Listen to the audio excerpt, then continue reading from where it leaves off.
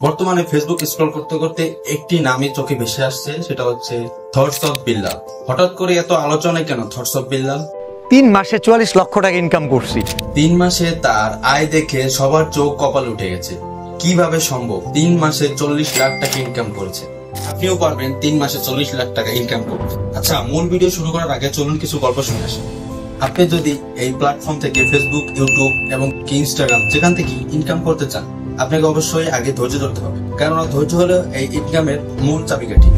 এখানে আপনাকে কেউ এসে টাকা দিয়ে যাবে না, এখানে আপনাকে ধৈর্য ধরতে হবে। আপনাকে শূন্য থেকে শুরু করে আপনাকে উপরে উঠতে হবে। হ্যাঁ, এখন অনেকেই বলবে যে আমার এই নেই, আমার মোবাইল নেই, আমার সময় নেই, কিন্তু ভাই আপনি যদি এখান থেকে টাকা ইনকাম করতে চান, অবশ্যই আপনাকে ধৈর্য ধরতে হবে এবং আপনাকে এর সাথে লেগে থাকতে হবে। আপনি হয়তো বিল্লাল ভাইয়ের 3 মাসের ইনকাম দেখে এই প্ল্যাটফর্মে এসেছেন, কিন্তু ভাই আপনি যদি তার ব্যাকগ্রাউন্ড জানেন, 4 বছর কষ্ট করে আজকে সে এইখানে আসছে।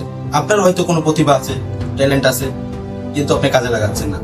কপি করলে হয়তো আপনি হারিয়ে যাবেন, কিন্তু বিল্লাল ভাই থেকে যাবে। নিজে থেকে কিছু করার চেষ্টা করুন। এই প্ল্যাটফর্মের মাধ্যমে ফেসবুক, ইউটিউব এবং ইনস্টাগ্রাম এবং টিকটক এর মাধ্যমে আপনার প্রতিভাকে তুলে ধরুন। আপনি হতে পারেন আগামী দিনের ভাইরাল কোন একজন। আর হ্যাঁ, আপনাকে যে শুধু কন্টেন্ট ক্রিয়েটর হতে হবে তা কিন্তু নয়। আপনি ফ্রিল্যান্সিং এর মাধ্যমে ইনকাম করতে পারেন।